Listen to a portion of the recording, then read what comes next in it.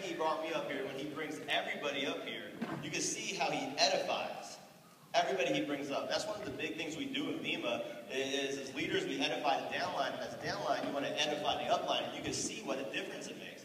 You know, you guys stood and clapped for me, and you don't even know who I am. You know, if he would have just said, you know, Richard, come up here and do your thing, it wouldn't have meant as much. So, you know, definitely think about that, you know, with your team and building. You know, I'm going to talk on 2 things. Right now, I'm going to talk on YPR home events. Raise your hand if you've ever held a home event. Everybody's hand should be up if you're building this business, because home events are the magic. Home events are the magic of this business. And I believe the Carolinas probably do it the best. I know when I met David Graham and Billy McSwain, you know, they were just preaching roadmap to success, home events, because really, you know, guys, home events are the magic, you know. But to get to the home event, you also got to know the invite and stuff like that. So there's so many things to talk about. When they're doing training, like JD called me and said, you know, what do you want to talk about? And I was like, man, if I talk about home events, I need to talk about invites. You talk about invites, you got to talk about other things. So there's so much. So I'm going to try to focus in right now on the YPR home events, okay? Because Billy McSwain does a phenomenal job when he speaks of these things and talks about the regular home events. You know, but now there is the thing called a YPR home event, and they're slightly different. Anybody that's ever been to a YPR home event knows they don't typically start on time. College students are kind of on their own schedule.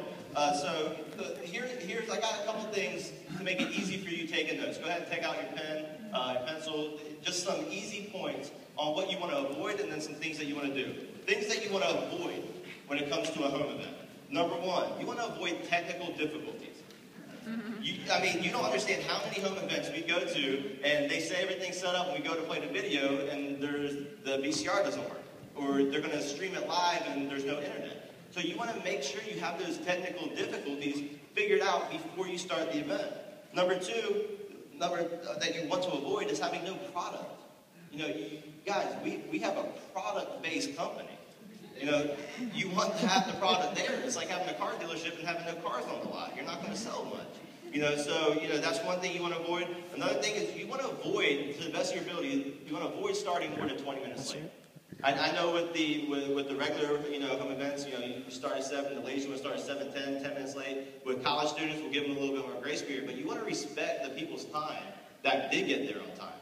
You know, and like we're talking about, you know, earlier they were talking about attention spans. You know, college students, you know, they went to school all day. They took notes. They don't want to sit there, you know, and wait for this thing to get started. So you want to do your best to get people there on time and start no more than 20 minutes late. Number 4 thing that you want to avoid a boring and awkward event. You don't know how many events that I've gone to, because we do tons and tons of events, and you get there and it's starting late, you're sitting around for 40 minutes, it's just boring, everybody's just sitting there, it's that awkward silence. That's not fun. Nobody wants to join that, guys. There's no excitement. People want to be a part of something that's exciting. So here's what you want to do to have a successful event. You have to have this to have a successful event. Number 1, you got to have guests. You got to have guests there. You don't know how many events I went to and there was no guests because they invited 3 people. Those 3 people didn't show up. So you got to get the invite now, guys. Invite a lot more people than you think will show up. If you want 10 to show up, you better invite like 50.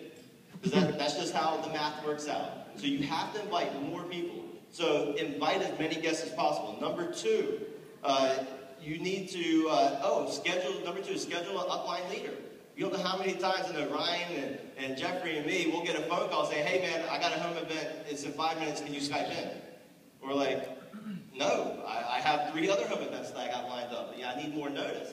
So definitely pre-schedule that upline leader. And also when you have that upline leader come up, or if they're Skyping in, because I know we do a lot of Skypes, a lot of our teams out of town, make sure you edify that upline leader. So many times I've gotten on a Skype call and someone says, all right, Richard, you're live, do your thing. And they don't even know who I am. There's no benefit. But if they said, you know, this guy's the 48th highest paid person in the company, you know, he's retired in his 20s, and he's working directly with us to help us do the same thing he's doing. And it builds more credibility. So you want that credibility. You know, we don't want to be edified for ourselves, but the more you edify us, the bigger you build the guest speaker, you know, the more impact we're going to have. And then the other thing is you want that guest speaker to be diamond or above. Now, if you don't have a diamond or above, and you have a good gold success story, that's fine, you can use a gold. There's a lot of leaders in here before they even get to that rank. But for that credibility, it's good to have a diamond, a platinum, executive, and a higher to come in, mostly for that credibility.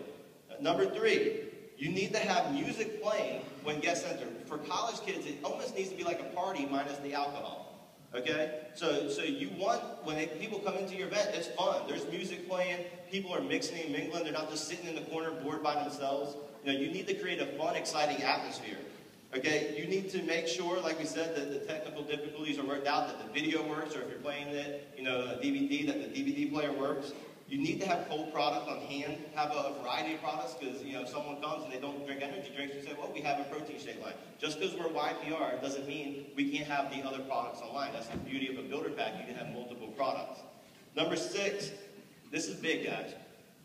Answer questions in small groups. When you're done, break up. Don't do a live question and answer with 15 people there, because there will be that one negative person.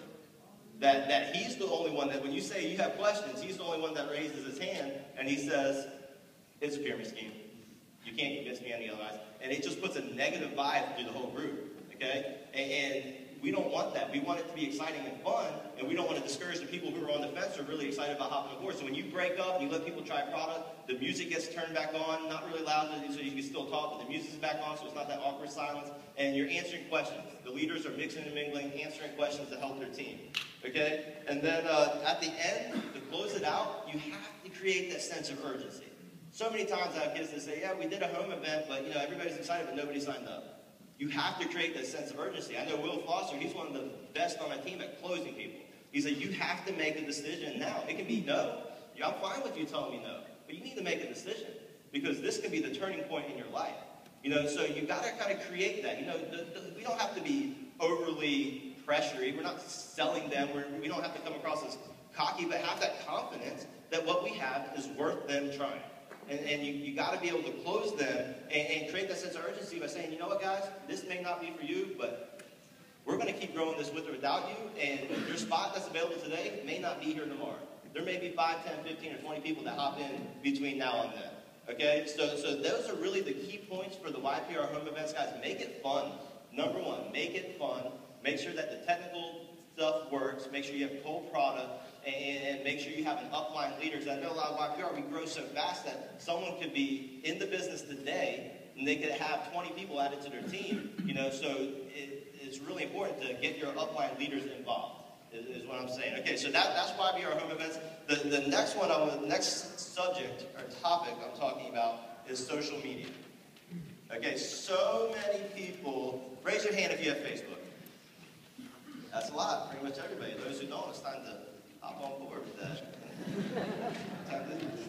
Easy? Oh, come on. Your wife has one.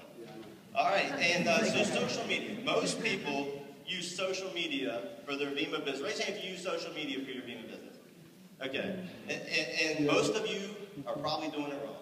And I don't say it to be mean, because I did it wrong when I first hopped in, but Facebook and Twitter and social media is meant for a completely different thing that I see 99% of people using social media to build their Vemma business. And it's kind of, I feel bad because people ruin their contact list like that. Literally, they hop on board today, they're excited, which we all are, and I understand the excitement. They hop on board today, the first thing they do is go to Facebook to say, I hopped on the Vemma team, YPR, hashtag lifestyle, hashtag this, hashtag, and they have all these things, and they say, hit me up to learn how you can retire in a year and make $1 million. And who here was skeptical when they first heard about Vemma? Okay, and you heard it in person. You think seeing that online is going to make someone be like, you know what? Sammy, he's broke, but all of a sudden he's going to be a millionaire. I need to see what he's doing. It's just not going to happen like that. What you're going to do is your friends are going to see that, and they're going to be like, oh gosh, he got into one of those things. So guess what? When you try to call Sammy, he's avoiding your phone call. He is not answering your text, and you're like, man, I thought we were friends. And guys, why would you want to ruin your entire contact list? You have 1,000 friends on Facebook. Why would you want to ruin that like that by posting join my team? So I have some do's and don'ts. So if you're taking notes, we're going to go over the don'ts. Number 1, don't post, and if you've done this, I'm not talking at you because I've done this. You know, when I first got involved several years ago and there really wasn't a YPR and I didn't really know what to do, I did this. So if you've done this, that's okay. But, you know, this is something now you can teach your newest members not to do this so that they don't ruin their contact list. So number one of the don'ts is don't post your website and ask people to join your team. You don't know how many times I'll get online and I'll see someone from one of the other companies, Visalis or one of these other companies, and it's like, lose weight in 90 days, ask me how, join my team, drive a BMW in 90 days, blah, blah, blah, blah. You know how many other people are hitting them up? And that is why we have so many skeptical people out there. And I think my time is running up, so I'm going to wrap this up quick. All right, another don't. Don't tell people they are stupid if they don't do Vemma. Okay, we don't want that. Don't get in Facebook arguments. I've seen someone have 58 comments with a hater. Do you think other people that see that are going to want to join Vemma? Absolutely not. So don't get in Facebook arguments. And don't post about Facebook and how awesome it is and how your life is awesome, and then the next minute curse out your girlfriend. That's not good. You know, use your Facebook. It either needs to be business or personal. Don't mix the two. Here's some of the do's real quick. Use Facebook to get back and build relationships with old friends. Reconnect. And don't even talk about people. Just use it to reconnect. Facebook stalks what people see. They're complaining about being sick or they're complaining about being broke. See that and then call them personally. Don't message them right on Facebook, or at least send them a private message.